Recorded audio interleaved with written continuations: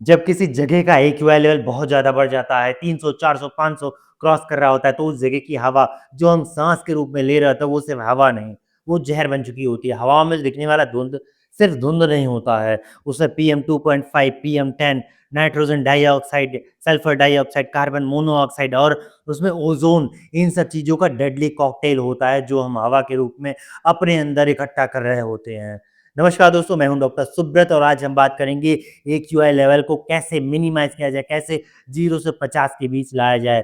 और हम यहाँ पे किसी भी तरह का भावात्मक बातें बिल्कुल नहीं करेंगे, किसी भी तरह का मेडिसिन या घरेलू उपाय की बात बिल्कुल नहीं करेंगे। आज हम बात करेंगे एक्यूआई लेवल को साइंटिफिक तौर पे कैसे उसको ठीक किया जाए। किसी जगह का एक्यूआई लेवल बढ़ता क्यों है? देखिए, हमने कुछ देर पहले बात किया पीएम 10 और पीएम 2.5, ये खतरनाक होते हैं। इससे पीएम 2.5 ज़्यादा खतरनाक होता है, जो कि जिसके पार्टिकल 2.5 माइक्रोन से भी छोटे होते हैं और ये हवा में ऐसे तैर रहे होते हैं। ये जो हम साँस ले रहे होते हैं, उससे अगर बॉडी में चला गया, फेफड़े में चला गया, तो ये सीधे ब्लड स्ट्रीम में घुलना शुरू कर देते हैं और पूरे बॉडी में ट्रैवल कर देते हैं ये। और उसके बाद कुछ महीनों या कुछ सालों बाद सीवियरिटी पैदा हो जाती है शरीर में। ये आता कहाँ से है? ये आता है मोटर व्हीकल से, जो हम गाड़ियाँ चलाते हैं, उसके धुएँ से निकलता है ये और पूरे वायु में स्प्रेड हो जाता है। और कोल बेस्ड पावर प्लांट से होता है, जो कोयला जिसमें इस्तेमाल होता है पावर प्लांट में, वहाँ से आता है। खेतों में जो फसल जला रहे होते हैं, उसके धुएँ से पूरे शहर में फैलता है ये। जो बिल्डिंग कंस्ट्रक्शन फेज़ पे है, वहाँ से जो धूल निकल रही होती है, वहाँ से पूरे वायु में फैल जाता है। तो इन सब जगह से पीएम 2.5 और पीएम 10 पूरे हवा में फैल के हमारी साँस के साथ अंदर जा रहा होता है। इसके अलावा एक और कारण होते हैं।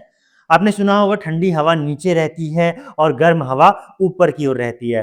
तो आपने देखा होगा ठंड के मौसम में एक्यूआई लेवल बढ़ जाता है, जो कि ठंडी हवा नीचे रहने के कारण होता है।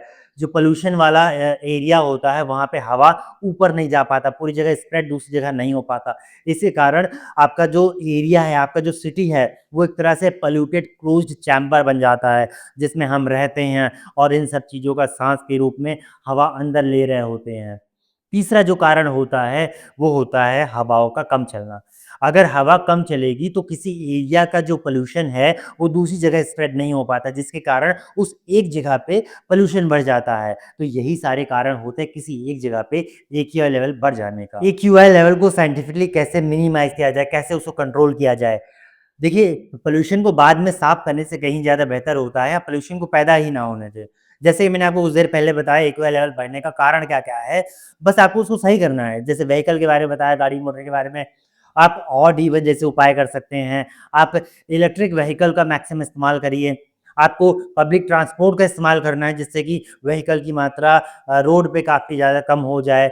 आपको पता है 30 से 40% जो अर्बन एरिया में एक्यूआई लेवल बढ़ता है, पॉल्यूशन जो बढ़ता है, वो ट्रांसपोर्ट से बढ़ता है, वो ट्रैफ़िक से बढ़ता है। तो मिनिमाइज़ करें, आप जितना कम से कम गाड़ियों का इस्तेमाल करें, उतना ज़्यादा अच्छा है। और आप जो कंस्ट्रक्शन बिल्डिंग होती है, वहाँ पे ग्रीन नेट का इस्तेमाल करें। वहाँ पे स्वैपिंग ना करें, वहाँ पे वैक्यूम स्वैपिंग का इस्तेमाल करें, क्योंकि झाड़ू लगाने से पीएम 10 हवा में उड़ना शुरू कर देता है। एंटी स्मॉग गन का इस्तेमाल करें, जो कंस्ट्रक्शन बिल्डिंग है, उसमें वाटर मिस्ट टेक्नोलॉजी का इस्तेमाल किया जाता है। और जो चिमनियाँ होती हैं, जो फैक्ट्री से चिमनी जो जहाँ से धुआँ निकलता है, वहाँ पे धुएँ को ट्रैक करने के जैसे उपाय करने चाहिए कि धुआँ हवा में ना घुले। आर्टिफ़िशियल रेन करवा सकते हैं, जिसमें सिल्वर आयोडाइड का इस्तेमाल किया जाता है, लेकिन ये टेम्परेरी होता है। जो वहाँ पे क्लाउड कंडेंस का इस्तेमाल होता है, लेकिन ये टेम्परेरी होता है, इसकी जिसमें हमें वेदर डिपेंडेंट रहना पड़ता है। ये कोई बहुत ज़्यादा सही उपाय बिल्कुल नहीं है, बहुत कॉस्टली भी होता है। तो इससे इससे कहीं ज़्यादा बेहतर है आप दूसरे उपाय करें, वो ज़्यादा बेहतर है। आप किसी भी जगह पे वहाँ पे मैक्सिमम पेड़ों को लगाएँ।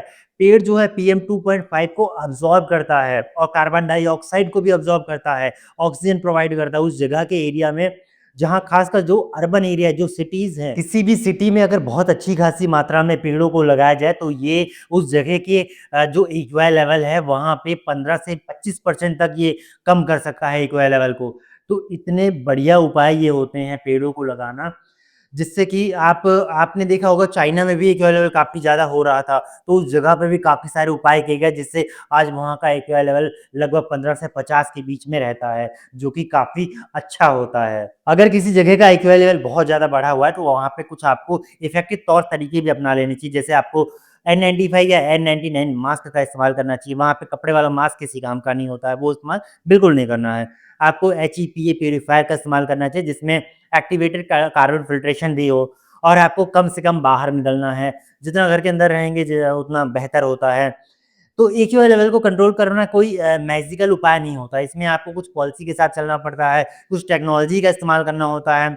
अर्बन एरिया में मैक्सिमम प्लांटिंग करनी होती है, वहाँ पे आपको बर्ताव में थोड़ा-सा बदलाव करना पड़ता है। जब तक सोर्स कंट्रोल नहीं होगा तब तक आपका जो प्यूरीफायर है सिर्फ़ एक टेम्परेरी उपाय है, ये इलाज बिल्कुल भी नहीं है।